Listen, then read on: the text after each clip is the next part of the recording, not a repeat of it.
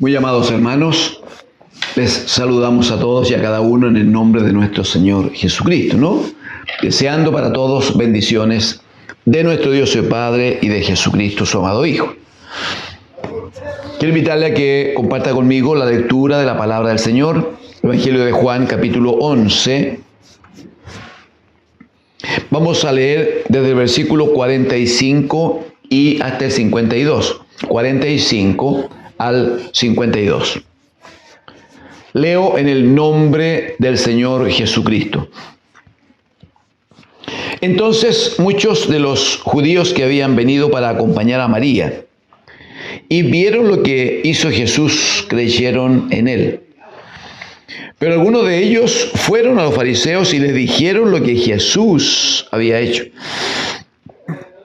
Entonces, los principales sacerdotes y los fariseos reunieron el concilio y dijeron: ¿qué haremos? Porque este hombre hace muchas señales.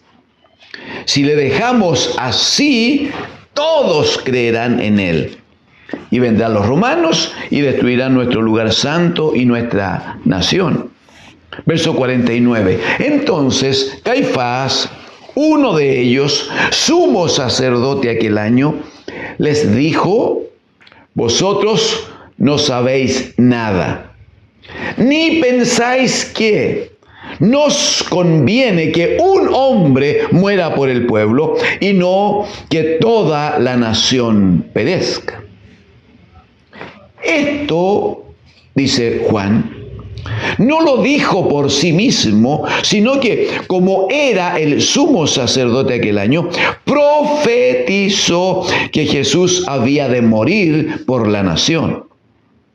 Y no solamente por la nación, sino también para congregar en uno a los hijos de Dios que estaban dispersos.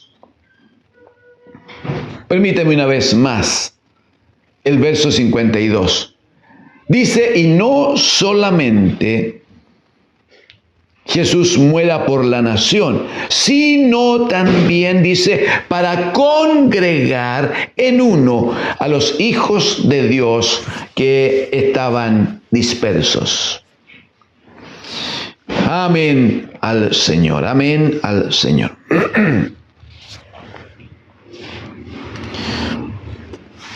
Esta porción que acabamos de leer se inicia en este versículo que dice: entonces muchos de los judíos que habían venido a estar con Marta y María creyeron al Señor por lo que él había hecho. Usted se dio cuenta. Muchos de los que habían venido solo a observar, habían venido solo a acompañar a Marta, a María. Muchos de ellos vieron la señal que el Señor hace y dice que creyeron en él. Esto es muy hermoso en términos de lo que ya conocemos del capítulo 20 de Juan, verso 30-31, cuando dice que el Señor hace estas señales y quedan escritas para que creáis que Jesús es el Cristo y para que creyendo en él y de esa manera tengáis vida entonces en su nombre. ¿Cómo se cumple claramente el objetivo que Dios tiene determinado respecto de nosotros?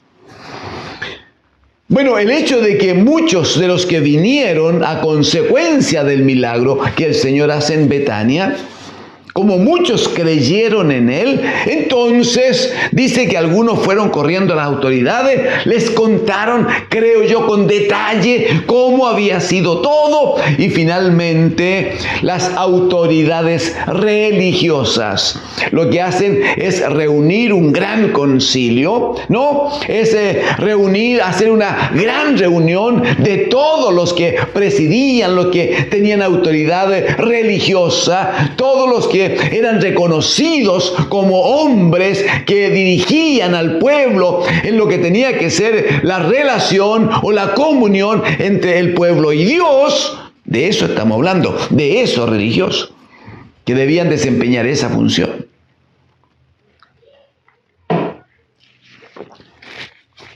Religiosos que, como usted sabe, no lo hicieron nada de bien. Y no les estoy juzgando yo, qué autoridad tengo. No lo hicieron nada de bien. Si ellos eran los que tenían que relacionar al pueblo de Israel, ¿no? A un pueblo pecador con un Dios santísimo, mire la tremenda oportunidad que tienen aquí para desarrollar su trabajo. Mire la oportunidad que les da el Señor. Les muestra al Hijo, les entrega al Hijo. Y claramente, lo que el pueblo necesitaba era ver a Jesús como el Cristo, como el Mesías, como el Hijo de Dios. Si las autoridades religiosas, ellos primero, hubieran creído en Cristo, hubieran tenido un trato del Espíritu para ofrendar sus vidas al Señor, y ellos hubiesen sido portavoces para que los otros judíos también vinieran al Cristo de Dios y fueran bendecidos, liberadas sus almas y bendecidos sus cuerpos con la palabra del Señor. Mire la tremenda bendición que esta gente hubiera provocado. Pero ¿sabe cuál es el problema? San Juan capítulo 1, verso 11, que el Señor Jesucristo a los suyos vino, pero los suyos, especialmente los religiosos, no le recibieron. Usted sabe quiénes fueron los hombres que hicieron todas las gestiones ante Pilato, por ejemplo, todas las gestiones para provocar que Jesucristo fuera luego juzgado de la manera que lo hicieran y condenado a muerte de la manera que lo hicieron. Todo ese quehacer lo hicieron estos religiosos, que ahora se reúnen. ¿Sabe por qué se reúnen? Porque podrían haberlo hecho para pedir más antecedentes de lo que Jesús hacía. Para decir por qué no invitamos a Jesús a que nos hable, a que nos explique, a que nos muestre la gloria del Padre en Él. Nosotros también necesitamos salvación, podrían haber dicho ellos. No, pero se reúnen habiendo tenido la información que recibieron, dice que se reúnen para decir: ¿qué haremos? Porque este hombre hace muchas señales y si todo lo dejamos como está, entonces todos van a creer en él. ¿Y cuál va a ser la consecuencia? Bueno, que van a venir los romanos y van a destruir nuestro lugar santo y pueden destruir nuestra nación. El problema para ellos ni siquiera era que se levantara un gran predicador. El problema para ellos era que pudieran perder todos los privilegios y todos los logros que habían alcanzado políticamente allí en el medio donde ellos se desempeñaban. Esto me hace recordar cuando grupos cristianos, con gran respeto, pero grupos evangélicos, se programan para salir a hacer marchas para Jesús. Como si Jesús en alguna parte hubiera ordenado, hubiera dicho: tienen que hacer marchas para mí, porque así como si ustedes no hacen marchas para mí, entonces nadie me va a recordar. Tienen que mostrar que yo todavía existo, yo todavía estoy. O como cuando salen los mismos u otros grupos a llenar una avenida importante para conseguir que sus derechos sean reconocidos. O para obtener ciertas ventajas respecto de cuestiones religiosas. De la misma manera, estos religiosos del tiempo de Jesús se reúnen, hacen un gran concilio para decir: ¿qué haremos? Tenemos frente a nosotros un hombre que hace muchos milagros. El problema es que si no hacemos algo concreto, este hombre va a seguir haciendo señales. Y por las señales, muchos van a creer en él como el Cristo, como el Hijo de Dios. Y finalmente van a entregarle su vida a él. Y él se va a constituir en la gran autoridad. Él se va a manifestar como el Hijo de Dios entonces. ¿Y nosotros qué? ¿Qué hay de nuestra condición de religioso? ¿Qué hay de nuestra posición? ¿Qué hay del respeto que nos tienen? ¿Qué hay de los dividendos que logramos por la relación que tenemos con el poder político? ¿Cómo lo hacemos? En esa discusión estaban ellos. En esa discusión cuando se levanta un hombre llamado Caifás. Caifás. Él era un varón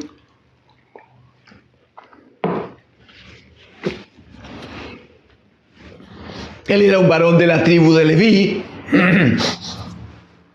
de la familia de los sumos sacerdotes. Y este año le correspondía a él ser el sumo sacerdote. Eso es la máxima autoridad religiosa de la época según el primer pacto. En forma muy sucinta, pero este sumo sacerdote era el que tenía que entrar una vez al año al lugar santísimo detrás del velo para ofrecer sacrificios y rogar perdón por todo el pueblo, una vez al año. Tenía que entrar al lugar santísimo vestido de una forma especial, con una actitud especial, con un alma preparada en términos de rogar misericordia al Señor. Porque si él no estaba preparado, entonces moría al entrar al lugar santísimo y había que tirarlo con cuerdas. Y el pueblo quedaba sin oración, y el pueblo quedaba sin sacrificio, y el pueblo quedaba sin perdón de pecados. Este Caifás era ese sumo sacerdote. ¿Y él qué dice? Dice ustedes, versículo número 49, vosotros, dice, no sabéis nada, ni pensáis, en el 50, ni pensáis que, comillas, nos conviene que un hombre muera por el pueblo,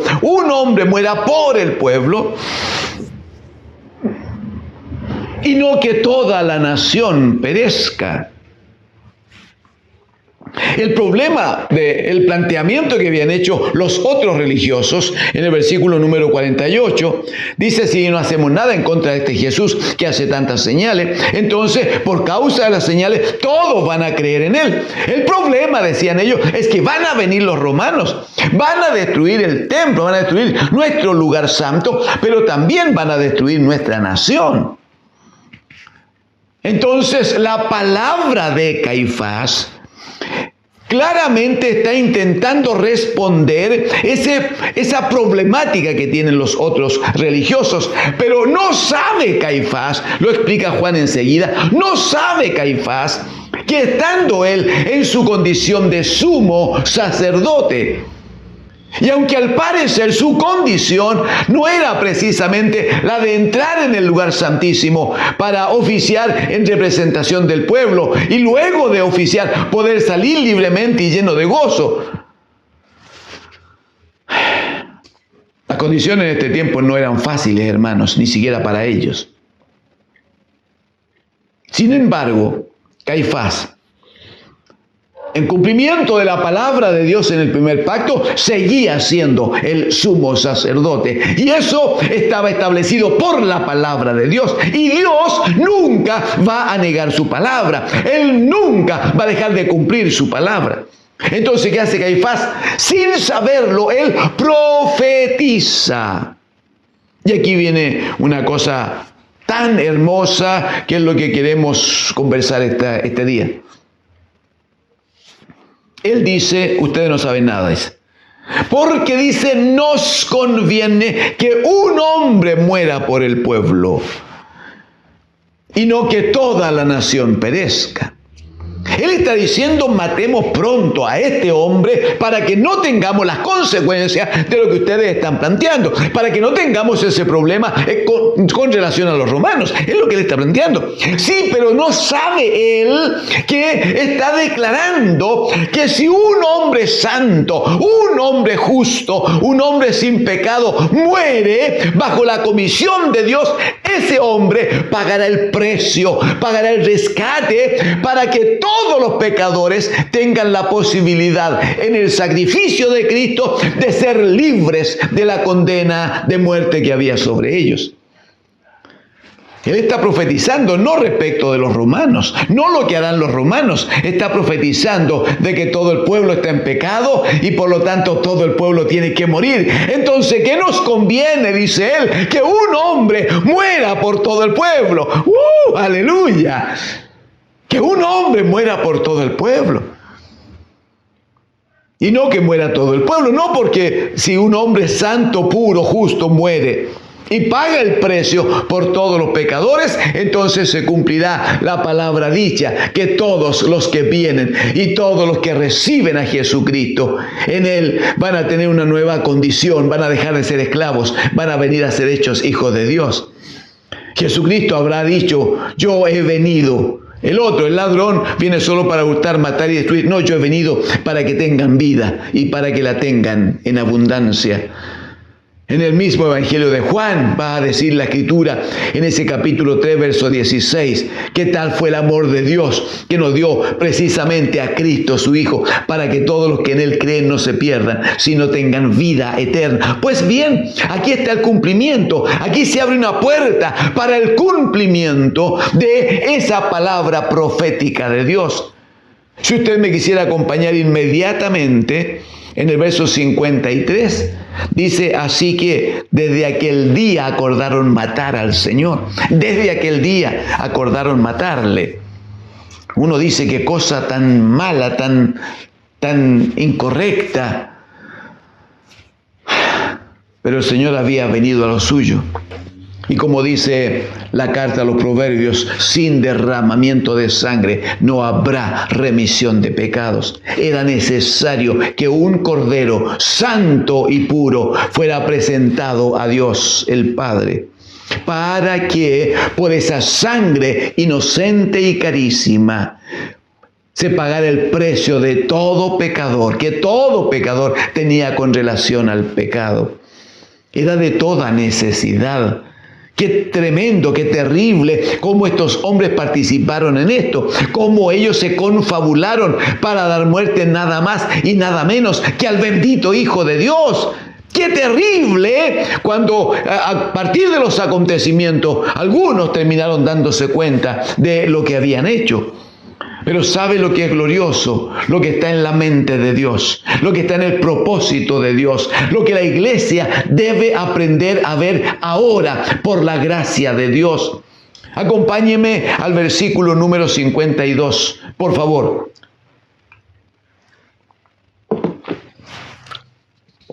Versículo número 52.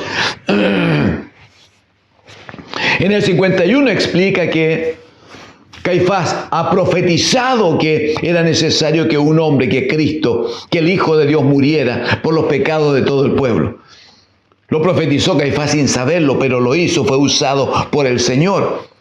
Pero el Espíritu trata con Juan para decir en el verso 52, y no solamente que Jesús muera por la nación, y no solamente dice por la nación, sino también para congregar en uno a los hijos de Dios que estaban dispersos. Congregar en uno a los hijos de Dios que estaban dispersos. Aleluya. Aleluya. Mire, había una profecía en el Salmo 102. Salmo 102. Le ruego me acompañe y deje señalado allí para que lo vuelva a repetir luego. En el Salmo número 102. El versículo número 22, dice, cuando los pueblos y los reinos se congreguen en uno para servir a Jehová, para servir al Señor. Cuando los pueblos y los reinos se congreguen en uno para servir al Señor. ¿Qué va a pasar cuando los pueblos y los reinos se congreguen en uno? ¿Qué va a pasar? Verso 19, ahí mismo. Salmo 102, 19, dice, porque miró desde lo alto de su santuario Jehová miró desde los cielos a la tierra para oír el gemido de los presos, para soltar a los sentenciados a muerte, para que publique en Sión el nombre del Señor y su alabanza en Jerusalén. ¿Cuándo va a ocurrir esto? Cuando los pueblos y los reinos se congreguen en uno para servir al Señor. Amén. Hay una palabra del Señor, hay una mirada del Señor. Si usted me puede acompañar, quiero rogarle a que me dé la oportunidad de mostrar algo por la gracia de Dios. Una vez más, dice aquí en el verso 19, porque miró desde lo alto de su santuario, miró desde lo alto de su santuario, Jehová miró desde los cielos a la tierra, miró para oír el gemido de los presos. No habla de los presos físicos, hermano, habla de los encarcelados por el pecado, habla de los presos de la maldad, aquellos que están condenados a muerte, aquellos que son esclavos, porque todo el que hace pecado, esclavo es del pecado. Entonces, ¿qué hace Dios? Mira desde los cielos para oír, dice, el gemido de los presos, dice, soltar, para buscar una forma de liberar o soltar a los sentenciados a muerte. Pero también para que se publique en Sión el nombre del Señor y su alabanza en Jerusalén. Para eso era necesario que los pueblos y los reinos se congreguen en uno para servir al Señor. ¿Cuándo se produce esto de que el Señor mire desde los cielos, de que el Señor observe desde su trono de gloria? Lo explica Isaías, hermanos. Isaías. En el capítulo 6, Isaías en el capítulo 6,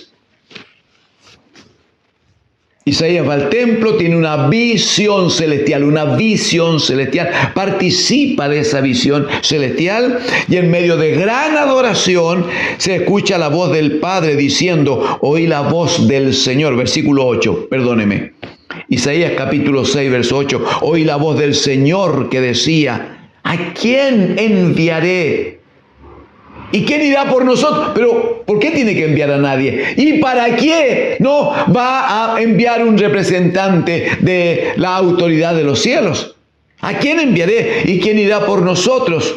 De nuevo, ¿a qué? Salmo 102, 19. Porque miró desde lo alto de su santuario, Jehová miró desde los cielos a la tierra para oír el gemido de todo hombre, de toda mujer. Sintió el gemido, sintió el dolor de los que estaban presos del pecado y sintió la necesidad de soltar a los sentenciados a muerte. ¿Quiénes eran los sentenciados a muerte? Los que estaban bajo la disposición que decía, porque la paga del pecado es muerte. La paga del pecado es muerte. Y por cuanto todos pecaron, todos, sin ninguna exclusión, todos los que en pecado están destituidos de la gloria de Dios. Entonces el Señor mira desde los cielos, escucha el gemido de los presos, siente la necesidad de dar libertad a los sentenciados a muerte, siente que se abre una posibilidad de publicar en Sión, publicar en la casa del gran rey el nombre del Señor y su alabanza. Para eso es necesario que los pueblos y los reinos se congreguen en uno para honrar al Señor. Entonces él pregunta en Isaías 6:8, ¿y a quién enviaremos? ¿Y quién irá por nosotros? ¿A quién enviaré? ¿Y quién irá por nosotros? Y la voz del bendito Hijo se oye diciendo, entonces dijo, heme aquí, aleluya, aleluya, heme aquí, envíame a mí. O sea, cuando el Hijo viene con esta finalidad. Esto se explica, hermanos, bastante claramente, cuando Lucas en el capítulo 4, Evangelio de Lucas capítulo 4, el Señor va al templo allí en Jerusalén, lo explica el verso 16. Lucas 4:16 dice que el Señor vino a Nazaret, donde se había criado.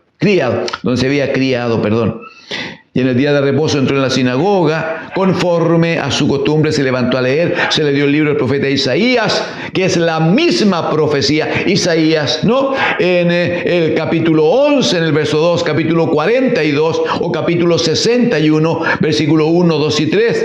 Y lee el Señor diciendo, el Espíritu del Señor está sobre mí, por cuanto me ha ungido para dar buenas nuevas a los pobres, me ha enviado a sanar a los quebrantados de corazón, a pregonar, ahí está, ¿ves? Libertad a los cautivos, vista a los ciegos, a poner en libertad a los oprimidos, pero dice, a predicar el año agradable del Señor.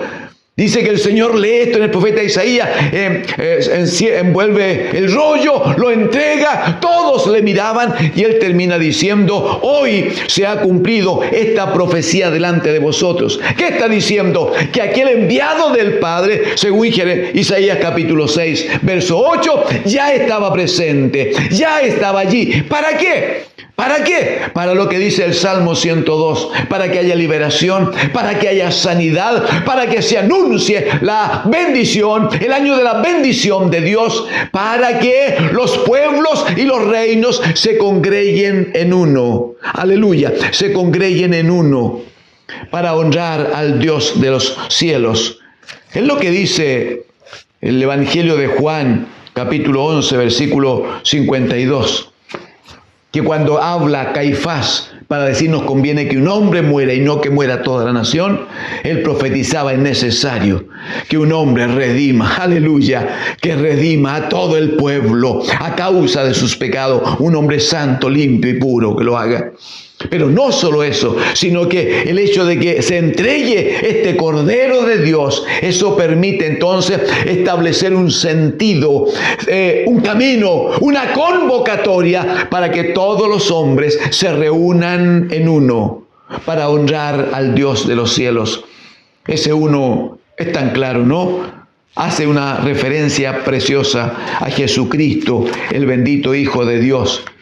De él va a decir la Escritura en Hebreos capítulo 2, versículo número 11, porque el que santifica, por la palabra, hermanos, porque el que santifica y los que son santificados de uno son todos, por lo cual no se avergüenza, mire, el bendito Hijo no se avergüenza de llamarlos hermanos, diciendo el Señor, anunciaré a mis hermanos tu nombre y en medio de la congregación, aleluya. Congregar a los hermanos en uno, en medio de la congregación, te alabaré, en medio de la congregación, te alabaré. Por eso que tiene tanto sentido para nosotros cuando compartimos el Salmo 133, que lo más probable es que usted lo sepa de memoria. Dice, mirad cuán bueno, aleluya, y cuán delicioso es que los hermanos habiten, o habitar los hermanos juntos. Habitar los hermanos juntos en armonía, o habitar los hermanos juntos en uno. En torno a Cristo, alrededor de Cristo, en el nombre de Cristo, bajo la vida de Cristo y sobre todo bajo la palabra de aquel que es el Señor, el Rey de Reyes y Señor de Señores. El versículo 2 del Salmo 133 dice que es como el buen óleo, el aceite, la unción, ¿no? El buen óleo que desciende sobre la cabeza, el cual desciende sobre las barbas, la barba de Aarón y llega hasta el borde de su vestidura. O sea, no hay ni uno, hermanos, ni uno que participe de la comunión, que participe de esta reunión en torno a Cristo y bajo el nombre de Jesucristo. No hay ni uno que no sea bendecido, porque el aceite, la unción, que parte de la cabeza que es Cristo, y dice que bendice a todo el cuerpo y llega hasta el borde de sus vestiduras, significa que nadie queda exento de bendición, nadie queda apartado de la gracia de Dios, todos son bendecidos. Por eso que termina el versículo 3 diciendo las dos últimas líneas, porque allí, en esa reunión, en ese congregarse en uno, en ese estar en la armonía de Dios, dice allí envía el Señor bendición y vida eterna, bendición y vida eterna. Efesios capítulo 1 versículo 3 va a decir el apóstol: bendito sea el Dios y Padre de nuestro Señor Jesucristo, que nos bendijo, aleluya, con toda bendición en los lugares celestiales en Cristo el Señor. No hay otra forma de bendición, hermanos, sino en Cristo el Santo, el bendito, el eterno Hijo de Dios.